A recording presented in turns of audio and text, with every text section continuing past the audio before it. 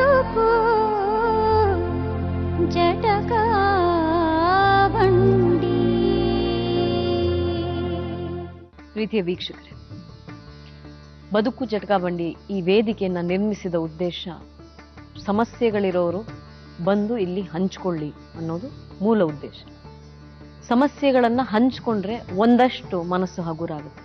ಹಂಚ್ಕೊಂಡ ನಂತರ ನಮ್ಮಿಂದ ಯಾವ ರೀತಿಯಲ್ಲಿ ಸಹಕಾರವನ್ನು ನಾವು ಒದಗಿಸಬಹುದು ಅಥವಾ ಯಾವ ರೀತಿಯಲ್ಲಿ ಸ್ಪಂದಿಸಬಹುದು, ಸಮಸ್ಯೆಗಳನ್ನ ಬಗೆಹರಿಸಬಹುದು. ಸಮಸ್ಯೆಗಳನ್ನು ಬಗೆಹರಿಸೋದು ಇದು ಎರಡನೇ ಉದ್ದೇಶ. ಈ ಎರಡೂ ಉದ್ದೇಶಗಳಿಗಾಗಿ ಈ ವೇದಿಕೆಯನ್ನು ನಿರ್ಮಾಣ ಮಾಡಲಾಯಿತು 2 ವರ್ಷಗಳ ಹಿಂದೆ.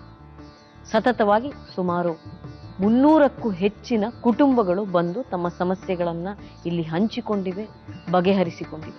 ಅಮೃತವನ್ನ ತೆಗಿಬೇಕಾದ್ರೆ ಸಾಗರದ ಮಥನ ನಡಿಬೇಕು. ಆ ಮಥನದಲ್ಲಿ ಮೊದಲು ಬರೋದು ಹಾಲಾಹಲ, ಅಂದರೆ ವಿಷ. ವಿಷ ಬಂದ ನಂತರವೇ ಅಮೃತ ಬರುತ್ತೆ ಅನ್ನೋದು ಪುರಾಣ. ನನ್ನ ನಂಬಿಕೆಯೂ ಹಾಗೆ ಇದೆ. ಮೊದಲು ವಿಷ ಅಂದರೆ ಸಿಟ್ಟು, ಕೋಪ, ಆವೇಶ. ಕೆಲವರು ಆ ಕೋಪದಲ್ಲಿ ಕೈ ಮಾಡೋದು ಉಂಟು. ಅದಾದ ಮೇಲೆ ಮನಸ್ಸು ಹಗುರವಾಗಿ ತಿಳಿಯಾಗಿ ನಂತರದಲ್ಲಿ ಸಮಸ್ಯೆಗಳನ್ನು ಬಗೆಹರಿಸಿಕೊಂಡು ಆಚೆ ಹೋಗುವಾಗ ನಗನಗುತ್ತಾ ಎಲ್ಲರೂ ಹೋಗಲಿ, ಅಮೃತವನ್ನ ಸೇವಿಸಿ ಹೋಗಲಿ ಅನ್ನೋದು ನನ್ನ ನಂಬಿಕೆಯಾಗಿತ್ತು, ಧೋರಣೆಯಾಗಿತ್ತು. ಸುಮಾರು 300 ಕುಟುಂಬಗಳು ಇಲ್ಲಿ ಬಂದಿವೆ. ಅದೇ ನಿಟ್ಟಿನಲ್ಲಿ ನಾವು ಅವರೊಂದಿಗೆ ಮಾತುಕತೆಯನ್ನು ನಡೆಸಿದ್ದೀವಿ. ಅವರ ಜೀವನದ ಸಮಸ್ಯೆಗಳನ್ನು ಬಗೆಹರಿಸಲು ಸಹಕರಿಸಿದ್ದೀವಿ. ಆದರೆ ಇತ್ತೀಚಿನ ದಿನಗಳಲ್ಲಿ ಬದುಕು ಜಟಕ ಬಂಡಿಗೆ ಬರೋದೇ ಹೊಡೆಯಕ್ಕೆ ಅಥವಾ ಹೊಡೆಸೋಕೆ ಅಂತ ಬಿಂಬಿತವಾಗುವ ಹಾಗೆ ಇಲ್ಲಿಗೆ ಬರುವಂತಹವರು ನಡ್ಕೋತಾ ಇದ್ದಾರೆ. ಇದು ಅತ್ಯಂತ ನೋವಿನ ಸಂಗತಿ. ಯಾರು ಯಾರಿಗೂ ಹೊಡಿಬೇಕು ಅನ್ನೋದು ನನ್ನ ಉದ್ದೇಶವೂ ಅಲ್ಲ. ಹಾಗೆ ಹೊಡೆಯೋದ್ರಿಂದ ಸಮಸ್ಯೆ ಬಗೆಹರಿಯುತ್ತೆ ಅಂತ ನನಗನ್ಸೋದು ಇಲ್ಲ. ಈ ವಿಶ್ವದಲ್ಲಿ 2 ಮಹಾಯುದ್ಧಗಳು ನಡೆದಿವೆ. ಹಿಂಸೆಯಿಂದ ನೋವು ಸಂಕಟವೇ ಹೆಚ್ಚಿದೆಯೇ ವಿನಃ ಯಾವ ಸಮಸ್ಯೆನೂ ಬಗೆಹರಿದಿಲ್ಲ ಅಂತ ನನಗನ್ಸುತ್ತೆ. ಅಂತೆಯೇ ಅಹಿಂಸೆಯ ಪರವಾಗಿ ನಿಂತ್ಕೊಳ್ಳುವಂತಹ ವ್ಯಕ್ತಿ ನಾನು. ನನ್ನ ಸಂಸ್ಕಾರವೂ ಹಾಗೆ ಇದೆ. ಚಿಕ್ಕಂದಿನಿಂದಲೂ ಎಂದೂ ನಾನು ಯಾರು ಹೊಡೆಯೋದು ನಮ್ಮ ಮನೇಲಿ ನೋಡಿಲ್ಲ, ಕೆಟ್ಟ ಮಾತಲ್ಲಿ ಆಡೋದನ್ನು ನೋಡಿಲ್ಲ. ಹಾಗಾಗಿ ನಾನು ಹಿಂಸೆಗೆ ಬಹಳ ವಿರೋಧ ಮಾಡುವಂತಹ ವ್ಯಕ್ತಿ. ಕೆಲವೊಂದು ಸರ್ತಿ ನನ್ನ ಕೈ ಮೀರಿದಾಗ ಇಲ್ಲಿರುವಂತಹವರು ಸಹಕಾರ ಮಾಡಿ, ಇಲ್ಲಿ ನಮ್ಮ ಸುರಕ್ಷೆಗೆ ಅಂತ ಒದಗಿಸಲಾಗಿರುವಂತಹ ಸಿಬ್ಬಂದಿ ಬಂದು ಆ ಸಮಯದಲ್ಲಿ ಸ್ಪಂದಿಸ್ತಾರೆ. ಆದರೆ ಅದಕ್ಕಾಗಿಯೇ ಬರುವಂಥವ್ರು ಒಬ್ರಿಗೊಬ್ರು ಕ್ಯಾಮರಾ ಮುಂದೆ ಹೊಡಿಬೇಕು ಅಂತನೋ ಮರ್ಯಾದೆಯನ್ನು ತೆಗಿಬೇಕು ಅಂತಲೇ ಬರ್ತಾ ಇರೋರು ಹೆಚ್ಚಿದ್ದಾರೆ. ಬಹಳ ನೋವಾಗಿದೆ. ಹಾಗಾಗಿ ಇನ್ನೂ ನನಗಿದು ಸಾಕಾಗಿದೆ. ನನ್ನ ವೇದಿಕೆ ಅದಕ್ಕಾಗಲ್ಲ, ನೀವೆಲ್ಲರೂ ಅದಕ್ಕಾಗೇ ಬರ್ತಾ ಇದ್ದೀರಿ ಅಂತ ಕಾಣ್ತಾ ಇದೆ. ಸಮಸ್ಯೆಯನ್ನು ಬಗೆಹರಿಸ್ಕೊಳ್ಳೋ ಉದ್ದೇಶ ಯಾರಿಗೂ ಇಲ್ಲ, ಮಾತಾಡುವ ಉದ್ದೇಶ ಯಾರಿಗೂ ಇಲ್ಲ.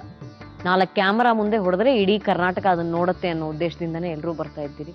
ಸಾಕು, ಬದುಕು ಜಟಕ ಬಂಡಿನೂ ಸಾಕು, ನಾನಿಲ್ಲಿ ಕೂತಿದ್ದು ಸಾಕು, ಇದನ್ನೆಲ್ಲ ನೋಡಿದ್ದು ಸಾಕು.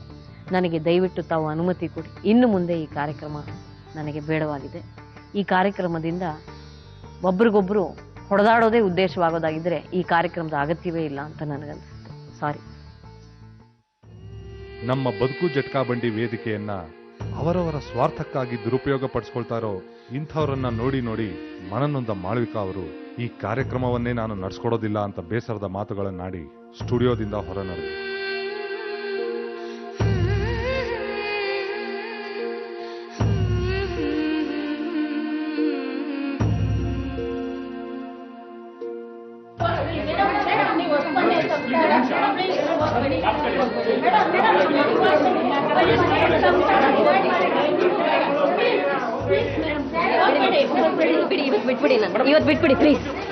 ನಮ್ಮ ತಂಡದಲ್ಲಿರೋ ಪ್ರತಿಯೊಬ್ಬರು ಸಹ ಅವರನ್ನು ಮನವೊಲಿಸಲು ಯತ್ನಿಸಿದೆವು. ಆದರೆ ಅದು ನಮಗೆ ಸಾಧ್ಯ ಆಗಲಿಲ್ಲ. ಕಾರಣ ಇಂತಹ ಸನ್ನಿವೇಶಗಳ ಬಗ್ಗೆ ಅವರ ಮನದಲ್ಲಿದ್ದ ತಿರಸ್ಕಾರದ ಸ್ಪಷ್ಟ ಸಂದೇಶ.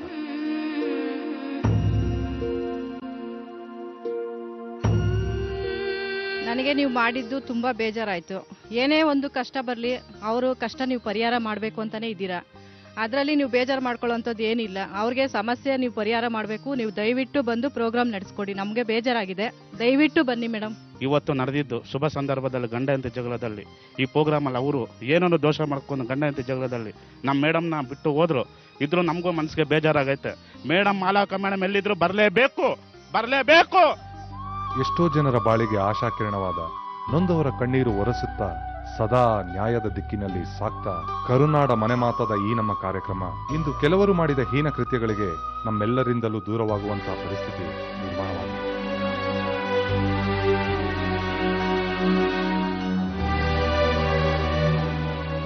ಕನ್ನಡಿಗರ ಮನೆಮಾತಾದ ಮಾಳ್ವಿಕಾ ಅವರು ಇನ್ನು ಮುಂದೆ ಈ ಬದುಕು ಜಟಕಾ ಬಂಡಿಯ ವೇದಿಕೆಗೆ ಬರ್ತಾರಾ ಅಥವಾ ಇಲ್ಲಿಗೆ ಈ ಕಾರ್ಯಕ್ರಮ ಮುಗಿಯತ್ತಾ? ಬದುಕು ಜಟಕಾ